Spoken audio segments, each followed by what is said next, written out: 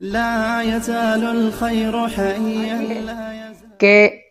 احادیث رسول اللہ صلی اللہ علیہ وسلم یہ قرآن مجید کی تشریح ہے، تو ظاہر بات ہے تشریح اور مت یہ ایک دوسرے کے خلاف نہیں ہو سکتا۔ یہ جو اختلاف ہوتا ہے یہ ہمارے عقل میں ہوتا ہے، ہمارا عقل چونکہ سلیم نہیں ہے، صحیح نہیں ہے، تب ہمیں ٹکراؤ نظر آتا ہے۔ ایک بھائی نے یہ سوال کیا ہے، کیا حضرت موسی علیہ السلام نے ملک الموت کو تپھڑ مارا تھا؟ یعنی جب اللہ رب العزت نے ملک الموت کو بھیجا موسی علیہ السلام کے طرف کہ آپ حضرت کلیم اللہ کا روح قبض کرے، تو حضرت موسی علیہ السلام نے ملک الموت کو تپھڑ مارا، کیا یہ بات صحیح ہے؟ الجواب جی ہاں، یہ بات بالکل صحیح ہے، اور حدیث پاک میں آتا ہے، امام بخاری رحمہ اللہ نے اپنے مایہ ناز کتاب الجامع الصحیح میں اس روایت کو نقل کیا ہے۔ عن ابی ہریرہ رضی اللہ تعالی عنہ قال ارسل ملک الموت الی موسی علیہ السلام۔ حضرت ابو ہریرہ رضی اللہ تعالی عنہ فرماتے کہ آپ صلی اللہ علیہ وسلم نے فرمایا کہ اللہ رب العزت نے ملک الموت کو بھیجا حضرت موسی علیہ السلام کے طرف، فلما جاءه سکه فقفا عینه فرجع الی ربہ۔ جب ملک الموت حضرت موسی علیہ السلام کے پاس تشریف لائے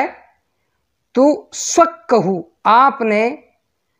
ملک الموت کو مکہ مارا، فقفا عینه تو ملک الموت کا آنکھ وہ پھوٹ گیا، نکل گیا، فرجع الی ربہ، ملک الموت اپنے رب کے طرف واپس لوٹا، فقال ارسلتنی الی عبد لا یرید الموت، ملک الموت نے فرمایا اے میرے رب آپ نے مجھے اس شخص کے طرف بھیجا جو موت نہیں چاہتا۔ فرد اللہ عز وجل الیہ عینہ، اللہ رب العزت نے اپنے قدرت سے اس کا جو آنکھ تھا وہ اپنے جگہ کی طرف لوٹایا، وقال له ارجع الیہ، اور اللہ رب العزت نے فرمایا واپس لوٹ جا موسی علیہ السلام کی طرف، فقل له،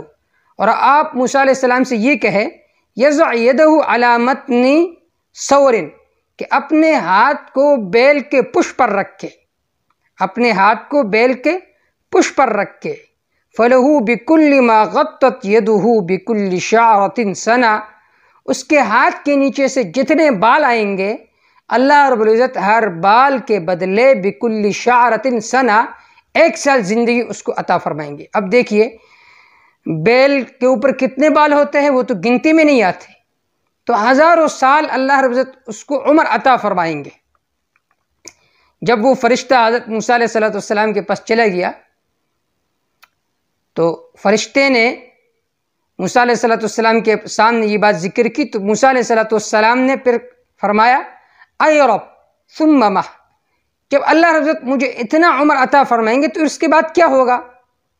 تو قال الموت، اللہ رب العزت نے فرمایا پھر بھی آپ کو موت آئے گی، تو قال فالآن، تو حضرت موسی علیہ السلام نے فرمایا اب مجھے موت دو، اگر 5000 سال کے بعد مروں گا تو آج اگر مروں تو اچھی بات ہے۔ اس روایت کو امام بخاری رحمہ اللہ نے نقل کیا ہے۔ بہت سارے لوگ اس پر اعتراض کرتے ہیں۔ دیکھیے آج کل ہم احادیث کو اپنے عقل کے ذریعے سے پرکھنا چاہتے ہیں، ہم یہ نہیں دیکھتے یہ حدیث جس کو امام بخاری رحمہ اللہ نے ذکر کیا ہے، اس حدیث کے شراح ہے، شارحین ہے، انہوں نے اس حدیث کی تشریح کیا کی، وضاحت کیا کی، بس ہر کوئی محقق بننا پھرا ہوا ہے اور وہ احادیث کو پرکھنا چاہتے ہیں اپنے عقل کے ذریعے سے، تب اس کو احادیث کے آپس میں ٹکراؤ نظر آتا ہے، خود 2 احادیثوں کے آپس میں بھی اس کو ٹکراؤ نظر آتا ہے، قرآن و حدیث کے آپس میں بھی اس کو ٹکراؤ نظر آتا ہے۔ حال یہ ہے کہ احادیث رسول اللہ صلی اللہ علیہ وسلم یہ قرآن مجید کی تشریح ہے، تو ظاہر بات ہے تشریح اور مت یہ ایک دوسرے کے خلاف نہیں ہو سکتا۔ یہ جو اختلاف ہوتا ہے یہ ہمارے عقل میں ہوتا ہے، ہمارا عقل چونکہ سلیم نہیں ہے، صحیح نہیں ہے، تب ہمیں ٹکراؤ نظر آتا ہے۔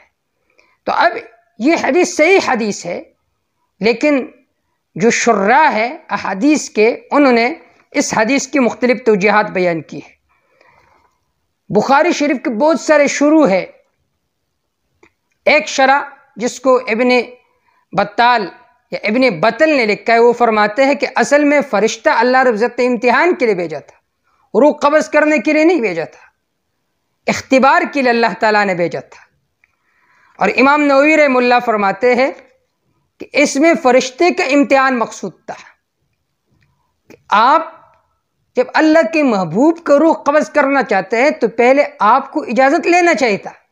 آپ نے اس سے اجازت نہیں لی اور اس سے کہا کہ میں آپ سے